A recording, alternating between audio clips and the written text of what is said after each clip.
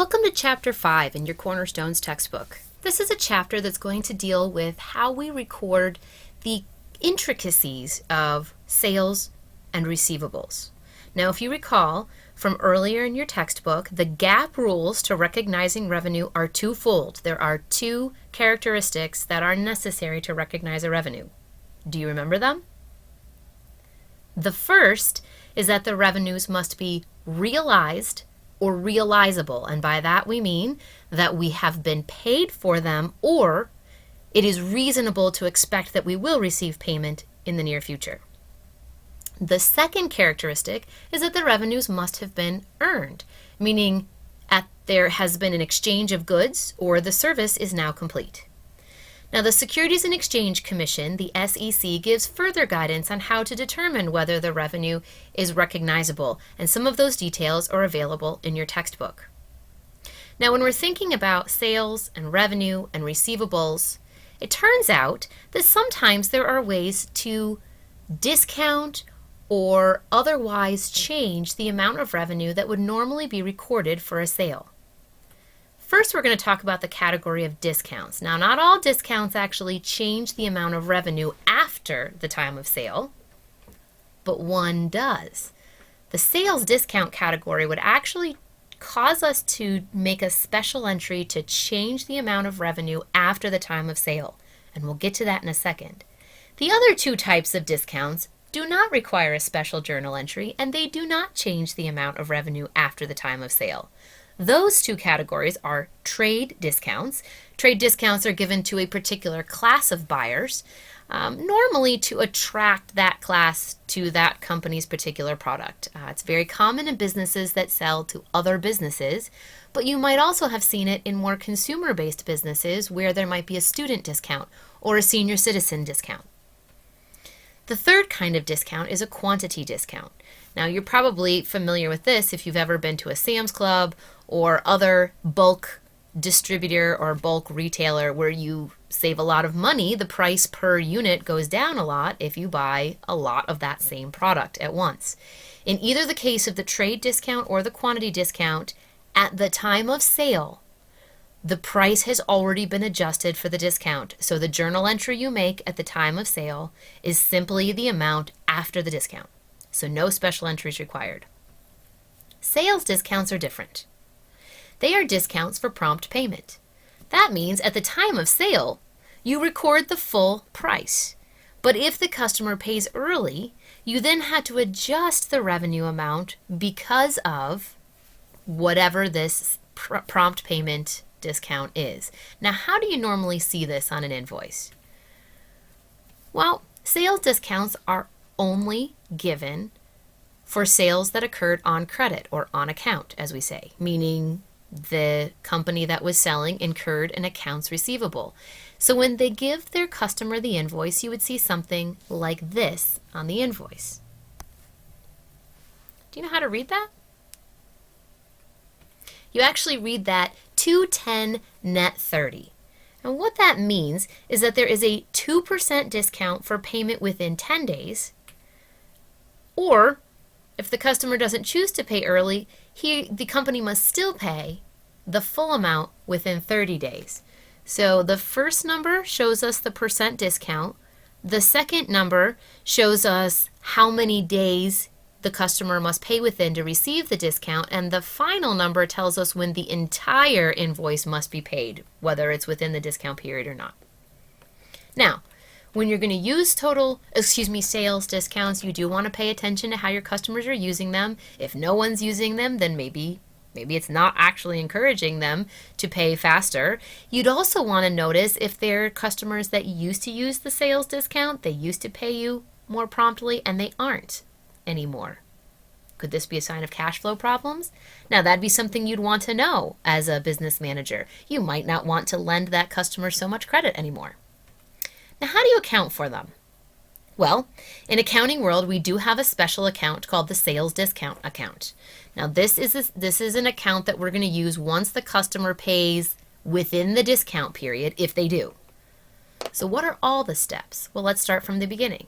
On the day of sale, your business needs to record the initial or the original sales price. We call that the gross amount. Gross just means before we subtract the discount. Now, how would you enter a revenue? Remember, there's going to be a debit in this case to accounts receivable because the customer is not paying cash up front. So a debit to accounts receivable, which is an asset account, and a credit to sales or service revenue, which is a revenue account. Now, on the day that the customer pays, we'll now record the sales discount. The sales discount account will get a debit for the amount of the discount. The actual amount paid in cash will be a debit to cash, and then we will credit the full amount of accounts receivable. Now, this sales discount amount on the income statement will eventually be subtracted from total sales. That makes the sales discount account a contra revenue account. Remember contra accounts? Contra accounts fall within the same category. So sales discount falls within the category of revenue accounts, but it acts in the opposite direction. So sales discounts are entered as debits, even though the normal balance for revenue accounts is credit, and it serves to reduce the total amount of revenues. Let's do a problem. Cornerstone 5.1 on pages 217 and 218 in your book show that on May 5th, 2011, GCD advisors billed Richardson Wholesale Hardware $15,000 for consulting services. These were services provided during April. GCD offered terms of 210 net 30. So first, we're going to prepare the journal entry to record the sale using what we had just called the gross method, which means even though there might be a sales discount and the customer might pay early, we're still going to, on the day the invoice is issued, we will record the full amount of the transaction. So, how would we make this journal entry to record the sale? Well, when was the invoice written? Yep, on May 5th. So that's going to be our date. What happens when we record a sale? Well, if they offered these terms, we know that this must have been on credit or on account, right? So that means we must be debiting accounts receivable for the full $15,000 because we're using the gross method. And then we need to record the revenue piece, which is of course going to be a debit amount for $15,000. Let's see what that looks like. Do you see here? We have on May 5th, $15,000 debited to accounts receivable and $15,000 booked to services revenue, and this is to record services performed. Does that make sense? Let's move on. Next, let's prepare the journal entry assuming the payment was received on May 15th. Now, if you remember, it's a 2% discount if they pay within 10 days. May 15th would be within 10 days of the date of the invoice, so it would be within the discount period. That's what we have to kind of think through. So on the date May 15th, if Richardson's had paid within the discount period, how much cash would they have paid? Would they have paid the full $15,000? No. They would have paid $15,000 minus the sales discount. So how much is the sales discount? Well, the sales discount is going to be whatever the percentage is, 2% of the total invoice, in this case, $15,000. What's 2% of $15,000? Well, if you have your calculator handy, you'll find out that it's $300. So there's a sales discount of $300, which means Richardson's only paid $14,700 in cash. Now there's an accounts receivable on the books of $15,000, right? We need to clear accounts receivable with a credit entry of $15,000. We know that there's cash received of $14,700, which would be a debit. And we still have to account for that sales discount of $300. And yes, it would be a debit entry also. So let's look at this carefully. May 15th, GCD receives cash of $14,700. That's $15,000 minus the sales discount. They're going to debit the sales discount account for the amount of the sales discount, and then they're going to clear the accounts receivable account by crediting it for $15,000. Now let's look at the opposite situation. What if Richardson's pays after the discount period? Well, we're going to have a new date rather. They paid on May 25th, which we know is after the discount period. If they paid after the discount period, how much would they have paid GCD? Right, after the discount period, they owe the full amount, right? So they would have paid cash of $15,000. Is there any sales discount to deal with? No. So we would have a debit entry to cash because GCD is receiving $15,000 in cash, and we have a credit entry to accounts receivable of the full $15,000. Now, how would sales revenue be disclosed on the income statement if payment was made within 10 days? Now, we actually don't need a journal entry template here now, do we? No. We need to think about the income statement. What goes on the income statement? Well, the top line is total sales. And we keep talking about this gross method, meaning the total before the sales discount. So we'd have gross sales minus the sales discount of $300, which means net sales would have been $14,700. Notice that net sales equals the same amount the company actually received in cash.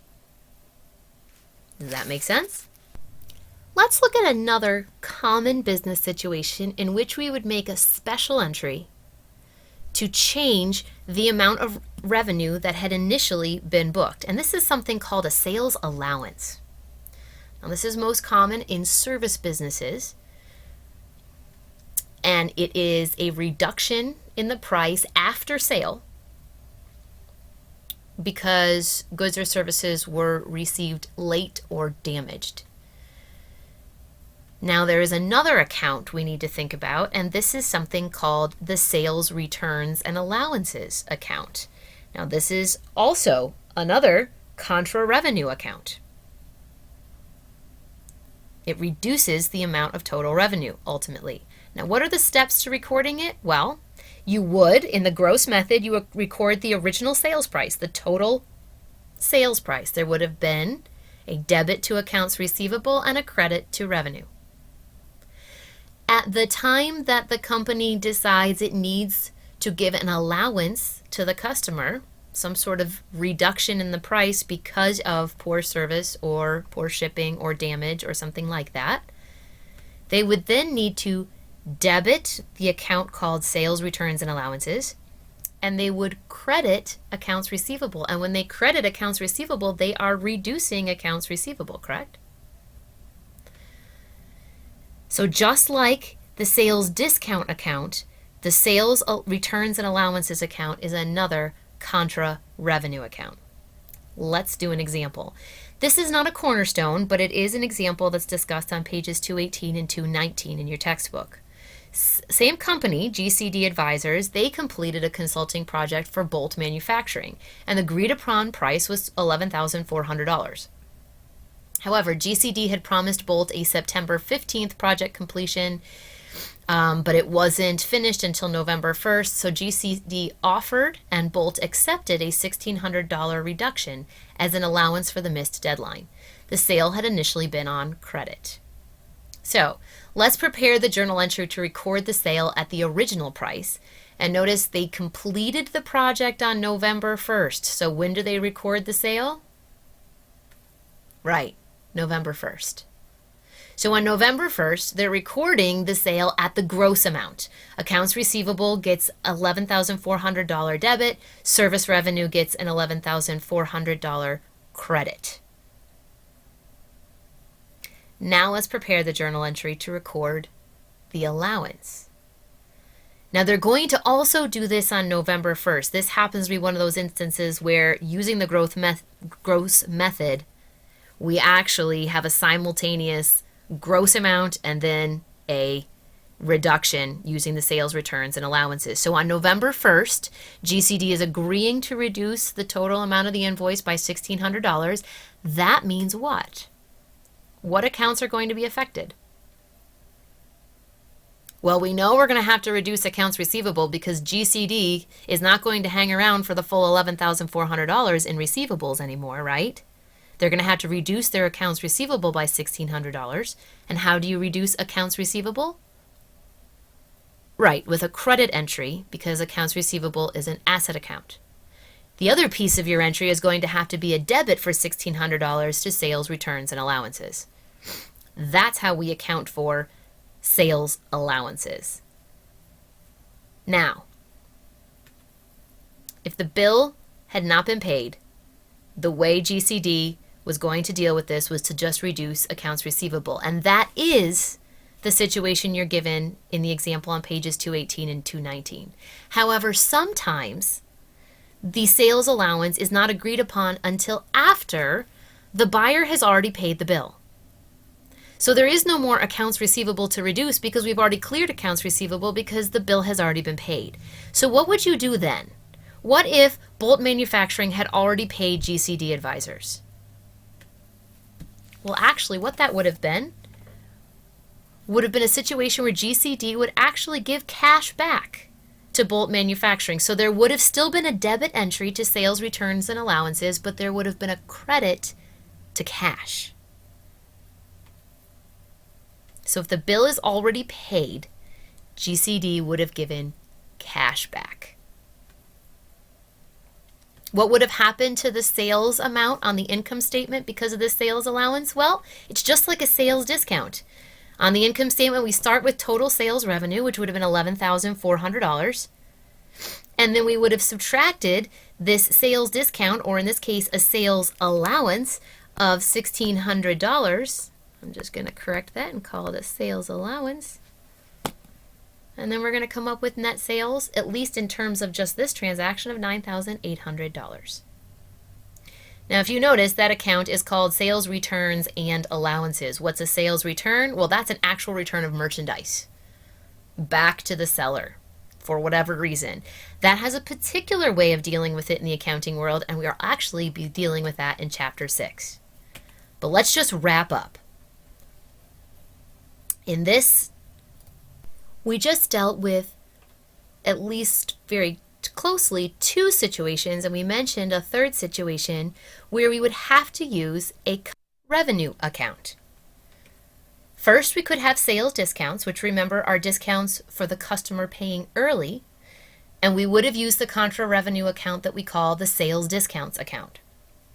We also talked just briefly about sales returns for defective or otherwise unusable merchandise. We would use the contra revenue account, sales returns and allowances, but we'll deal with that more closely in Chapter 6.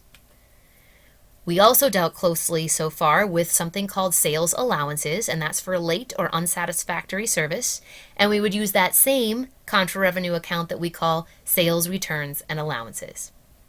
In the next video, we're going to cover how to deal with bad debt.